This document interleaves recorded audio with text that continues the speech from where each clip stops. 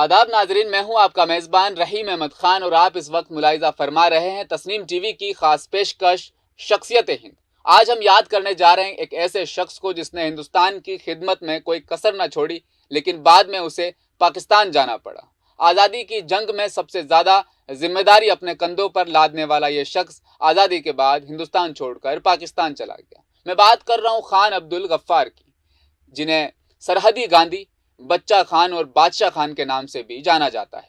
برطانوی حکومت سے آزادی کے لیے لڑنے والے آزاد پختون نشتان تحریک کے رہنما عبد الغفار خان ایک ایسے سیاسی اور روحانی رہنما تھے جو مہاتما گاندھی کی طرح عدم تشدد کی تحریک کے لیے مشہور تھے۔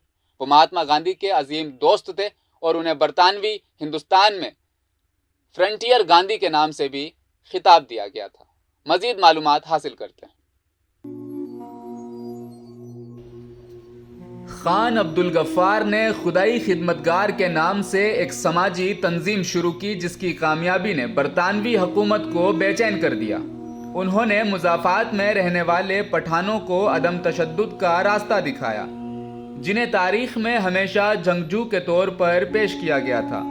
غفار خان کی گرفتاری کے بعد 23 اپریل 1930 کو نمک ستیاگرہ کے دوران خدائی خدمتگاروں نے پشاور کے قصہ خوانی بازار میں ایک جلوس نکالا۔ برطانوی انتظامیہ نے ان پر گولی چلانے کا حکم دیا اور دیکھتے ہی دیکھتے 200 سے 250 لوگ مارے گئے، لیکن کوئی جوابی کارروائی نہیں ہوئی۔ یہ کمال غفار خان کی کرشمائی قیادت کا تھا۔ اس عظیم رہنما نے ہمیشہ مسلم لیگ کی طرف سے ملک کی تقسیم کے مطالبے کی مخالفت کی، اور جب بالآخر کانگریس نے تقسیم کو تسلیم کر لیا تو وہ بہت مایوس ہوئے اور کہا کہ تم لوگوں نے ہمیں بھیڑیوں کے سامنے پھینک دیا۔ تقسیم کے بعد انہوں نے پاکستان کے ساتھ رہنے کا فیصلہ کیا اور پاکستان کے اندر پختون نستان کے نام سے ایک خود مختار انتظامی یونٹ کا مطالبہ کرتے رہے۔ حکومت پاکستانی نے ہمیشہ ان پر شک کیا، جس کی وجہ سے پاکستان میں ان کی زندگی اکثر جیل میں گزری۔ ناظرین، ان کے ابتدائی حالات پر اگر غور کریں تو خان عبد الغفار پر برطانوی ہندوستان میں وادی پشاور کے علاقہ عثمان جائے میں ایک متمول گھرانے میں وہ پیدا ہوئے۔ ان کے والد بہرام کے علاقے کے ایک خوشحال زمیندار تھے اور مقامی پٹھانوں کی مخالفت کے باوجود انہوں نے اپنے دونوں بیٹوں کو انگریزوں کے زیر انتظام مشن اسکول میں تعلیم دلائی۔ غفار پڑھائی میں ذہین تھا اور مشن اسکول میں تعلیم کی اہمیت کو سمجھتا تھا۔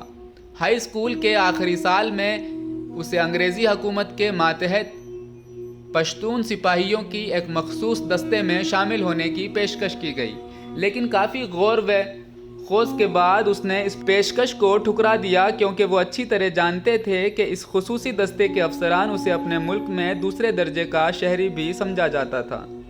اس کے بعد خان عبد الغفار نے علی گڑھ مسلم یونیورسٹی میں تعلیم حاصل کی اور مزید تعلیم کے لیے اپنے بھائی کی طرح لندن جانا چاہتے تھے، لیکن ان کی والدہ اس کے خلاف تھی، اس لیے انہوں نے یہ خیال ترک کر دیا اور اپنے والد کے ساتھ کھیتی باڑی کرنے لگ گئے۔ پشتونوں کی ترقی کے لیے خان عبد الغفار جدوجہد کرتے ہوئے شہنشاہ خان ایک ایسا ہندوستان قائم کرنا چاہتے تھے جو آزاد اور سیکولر ہو۔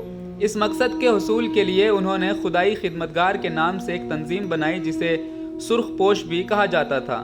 خدائی خدمتگار کی بنیاد مہاتما گاندھی کے عدم تشدد اور ستیاگرہ کے اصولوں نے رکھی تھی۔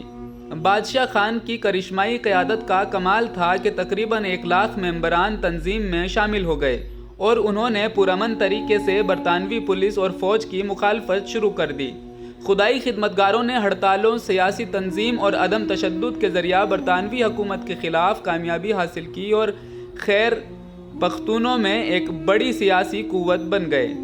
شہنشاہ کے بھائی ڈاکٹر خان عبد الجبار خان نے تنظیم کی سیاسی ونگ کی ذمہ داری سنبھالی اور 1920 کے آخر سے 1947 تک صوبے کے وزیر اعلیٰ بنے رہے۔ ناظرین، غفار خان اور مہاتما گاندھی کی روحانی سطح کی دوستی تھی اور دونوں میں ایک دوسرے کے لیے بے پناہ پیار اور احترام تھا اور دونوں نے 1947 تک ساتھ کام کیا۔ غفار خان کی خدائی خدمتگار اور کانگریس جو آزادی کی جدوجہد کی قیادت کر رہی تھی، ان دونوں کی جدوجہد نے آزادی میں ایک دوسرے کا ساتھ دیا۔ بادشاہ خان خود کانگریس کے رکن بن چکے تھے۔ کئی مواقع پر جب کانگریس گاندھی جی کے خیالات سے متفق نہیں ہوتی تھی، تب غفار خان گاندھی کے فی الحال کے لیے بس اتنا ہی. آپ دیکھتے رہیے تسنیم ٹی وی. اپنا خیال رکھیے گا. اللہ حافظ.